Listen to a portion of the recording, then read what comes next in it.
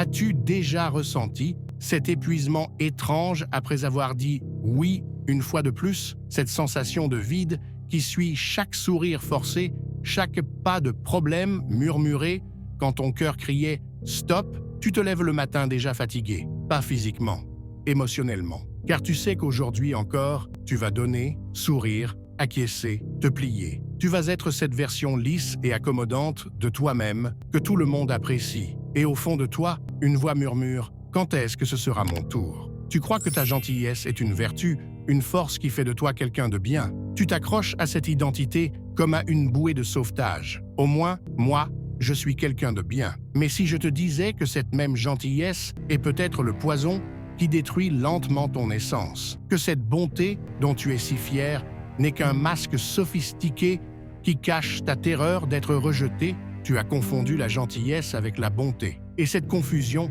te coûte ta vie. Observons ensemble le mécanisme pervers. Tu dis oui quand tu penses non. Tu souris quand tu souffres. Tu donnes quand tu es vide.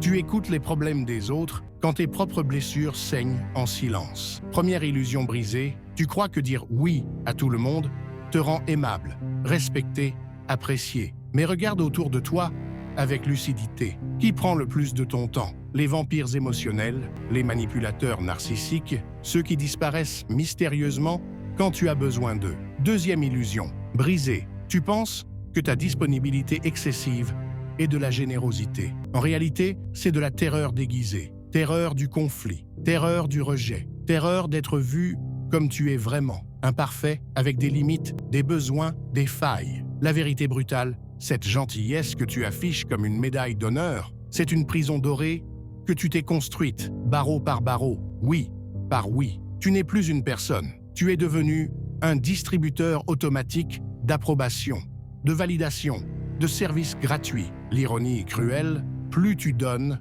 moins on te valorise. Plus tu es disponible, moins on te respecte. Car au fond, inconsciemment, tout le monde sent qu'une bonté sans limite n'est pas de la bonté. C'est de la faiblesse qui porte un déguisement.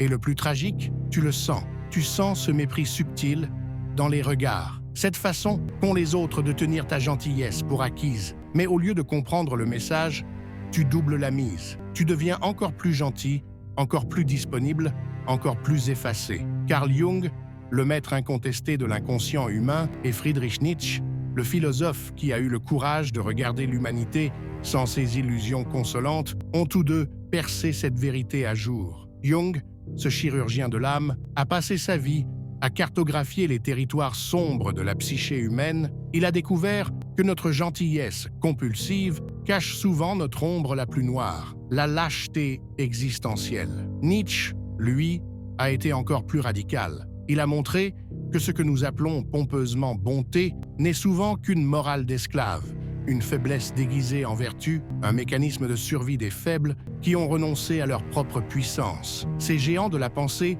ont vu ce que peu ont le courage d'admettre. La vraie force ne sourit pas à tout le monde. La vraie bonté ne dit pas oui par peur. L'authentique générosité ne vient jamais du vide, mais du débordement. Jung disait « Tout ce que vous refusez d'accepter de vous-même devient votre destin. Ton besoin compulsif d'être gentil révèle ton ombre refoulée, ta colère, tes limites, ton droit de dire non, ton désir d'être valorisé, respecté, écouté. Plus tu réprimes cette part sombre, plus elle prend le contrôle insidieux de ta vie. Premier mécanisme révélé, les prédateurs émotionnels sentent ta gentillesse comme les requins sentent le sang dans l'eau. Ta disponibilité excessive envoie un signal primitif, inconscient. Voici quelqu'un sans limite, sans colonne vertébrale, exploitable à volonté. Pense à cette collègue qui décharge toujours son travail sur toi, à cet ami qui n'appelle que quand il a besoin de quelque chose, à ce membre de ta famille qui critique tout ce que tu fais, mais compte sur ton aide inconditionnelle. Ils ne t'ont pas choisi par hasard. Ton énergie de gentil résonne avec leur énergie de prédateur. C'est un appariement psychique parfait. Ils cherchent quelqu'un à exploiter, tu cherches quelqu'un à satisfaire. Deuxième mécanisme, Jung parlait de la persona, ce masque social que nous portons. Ta gentillesse compulsive est devenue ta persona, si rigide que tu as oublié ton vrai visage. Mais l'ombre grandit en proportion. Ta colère refoulée se transforme en ressentiment chronique. Ton oui automatique devient haine secrète contre ceux qui en profitent. Tu développes cette amertume sourde, cette fatigue existentielle de celui qui donne tout et ne reçoit rien. Nietzsche était impitoyable dans son analyse.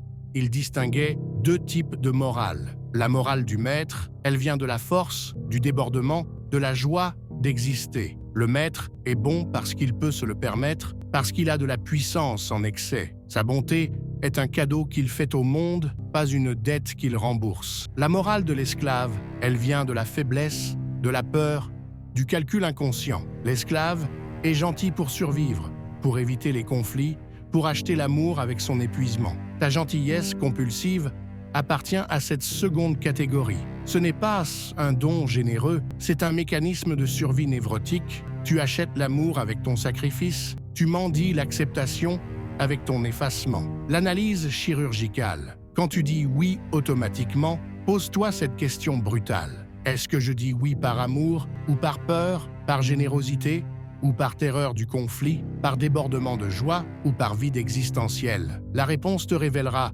si tu agis en maître ou en esclave de tes propres émotions. Jung avait identifié un phénomène que les personnes trop gentilles connaissent intimement, le vampirisme psychique. Certaines personnes se nourrissent littéralement de l'énergie des autres, pas de manière mystique, mais de manière très concrète. Ils déchargent leur stress sur toi, projettent leurs problèmes sur toi, utilisent ton écoute comme thérapie gratuite. Le processus vampirique, ils arrivent agités, parlent pendant des heures de leurs problèmes, repartent soulagés, et toi, tu restes vidé, confus, avec leurs émotions toxiques qui tournent dans ta tête. Pourquoi toi? Parce que ta gentillesse compulsive t'a transformé en conteneur émotionnel. Tu absorbes, tu encaisses, tu digères les déchets psychiques des autres. Jung expliquait que ces vampires ne sont pas forcément conscients de ce qu'ils font. Ils suivent un instinct primitif. Chercher la source d'énergie la plus facile d'accès. Et cette source, c'est toi. Le piège de l'orgueil, tu te dis peut-être, mais j'aide les gens. C'est beau. Non, tu ne les aides pas vraiment. Tu leur permets d'éviter leurs responsabilités émotionnelles. Tu deviens complice de leur immaturité. Le chemin vers une bonté authentique exige un meurtre symbolique. Tu dois tuer cette partie de toi qui a peur de déplaire. Le premier sacrifice, tu devras apprendre à dire non et regarder la déception dans les yeux des autres sans fléchir. Et crois-moi, cette déception sera réelle, parfois violente. Imagine la scène, cette personne qui compte sur ton oui automatique reçoit soudain un non ferme, l'incompréhension d'abord, puis la manipulation. Mais tu es si généreux d'habitude, puis la colère. Tu changes, tu deviens égoïste. Le deuxième sacrifice, tu devras accepter que certaines personnes ne t'aimeront plus quand tu cesseras d'être leur paillasson émotionnel. C'est brutal, mais c'est libérateur. Car tu découvriras qui t'aimait vraiment et qui ne faisait qu'utiliser tes services. Le troisième sacrifice, tu devras traverser la culpabilité. Cette voix interne qui répète « tu es méchant »,« tu abandonnes les gens »,« tu n'es plus la personne bien que tu étais ». Cette culpabilité est le dernier garde-fou de ton ancienne prison. Jung parlait de l'individuation comme d'un chemin nécessairement solitaire. Et c'est particulièrement vrai pour ceux qui sortent de la gentillesse compulsive. La solitude sera inévitable. Quand tu arrêteras de nourrir les vampires émotionnels, ils partiront chercher d'autres sources. Quand tu poseras des limites, ceux qui profitaient de ton absence de limites disparaîtront comme par magie. Le vertige de l'authenticité. Pour la première fois de ta vie, tu devras être aimé pour qui tu es, pas pour ce que tu donnes. C'est terrifiant, car tu as passé ta vie à croire que ton amour était conditionnel à ton utilité. La peur de l'abandon, elle va surgir avec une force que tu n'imaginais pas, car en posant des limites, tu prends le risque d'être seul, vraiment seul. Et cette perspective te terrorise peut-être plus que l'épuisement chronique. Mais voici la révélation. Cette solitude n'est pas un vide. C'est un espace sacré où ton vrai soi peut enfin respirer, grandir, s'exprimer sans masque. Nietzsche était réaliste. Ce qui ne me tue pas me rend plus fort. Mais il savait aussi que le chemin de la force n'est jamais linéaire. Les rechutes seront nombreuses. Il y aura des moments où tu replongeras dans l'ancienne gentillesse par fatigue, par habitude, par faiblesse momentanée. N'en fais pas un drame. Fais-en un apprentissage. Les manipulations vont s'intensifier. Quand les autres sentiront que tu changes, ils vont intensifier leur stratégie. Chantage affectif, culpabilisation, victimisation, ils feront tout pour te ramener dans ton ancien rôle. La résistance interne, ton propre mental, va saboter tes efforts. Il préfère la prison familière à la liberté incertaine. Il va te murmurer « Finalement, c'était plus simple avant ». L'art de la persévérance, chaque non que tu prononces renforce ta colonne vertébrale psychique. Chaque limite que tu poses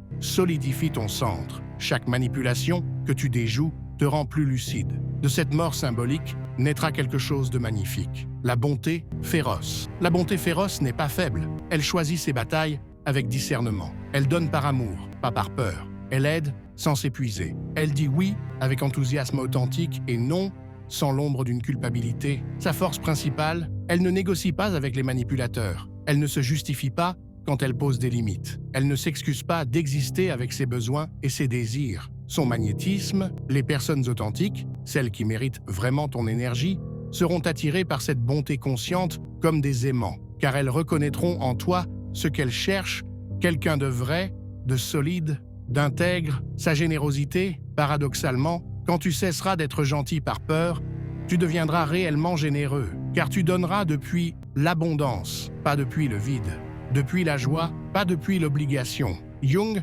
appelait cela l'individuation, le processus de devenir qui tu es vraiment, pas ce que les autres attendent de toi. Ta nouvelle force, quand tu intégreras ton ombre, ta colère, tes limites, ton droit d'exister pleinement, tu cesseras d'attirer les prédateurs émotionnels. Ils sentiront ta solidité intérieure comme une force repoussante, ton nouveau discernement. Tu développeras cette capacité extraordinaire de sentir instantanément les intentions des gens. Les manipulateurs, les vampires, les utilisateurs ne pourront plus te berner avec leur masque. Ta paix intérieure, plus jamais, tu ne te coucheras avec cette amertume sourde de celui qui a donné sans compter et n'a rien reçu. Car tu ne donneras que ce que tu choisis de donner quand tu choisis de le donner. Ta liberté ultime, tu ne seras plus esclave de l'opinion des autres. Ta valeur ne dépendra plus de ton degré de gentillesse, mais de ton intégrité. Tu aimeras parce que tu choisis d'aimer, pas parce que tu as peur de ne pas être aimé. Cette transformation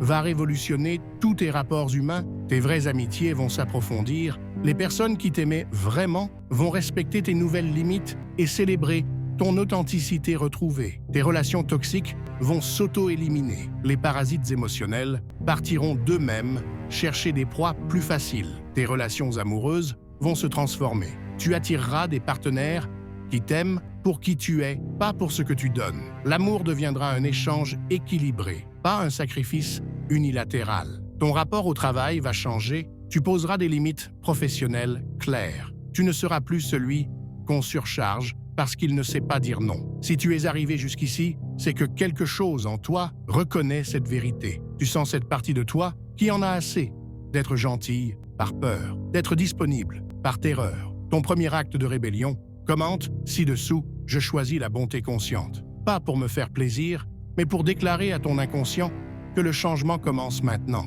Cette déclaration publique engage ton psychisme d'une manière que tu ne soupçonnes pas. Ton engagement des 24 heures. Dans les prochaines 24 heures, dis non à quelque chose que tu aurais automatiquement accepté par gentillesse compulsive. Peu importe si c'est petit, refuser de prêter ton matériel à quelqu'un qui ne le rend jamais, décliner une invitation qui t'épuise, ne pas répondre immédiatement à ce message manipulateur, observe la peur qui va surgir. Accueille-la, respire avec elle, puis agis quand même. Car c'est dans l'action que la transformation se cristallise. Cette vidéo n'est qu'un début, un premier coup de burin dans la statue de marbre qui cache ton vrai soi. Semaine 1. Identifie 3 personnes dans ta vie qui profitent systématiquement de ta gentillesse. Note leur stratégie, leur manipulation, leur façon de court-circuiter tes limites. Semaine 2. Commence à poser de petites limites avec ces personnes. Observe leurs réactions. Beaucoup vont intensifier leur manipulation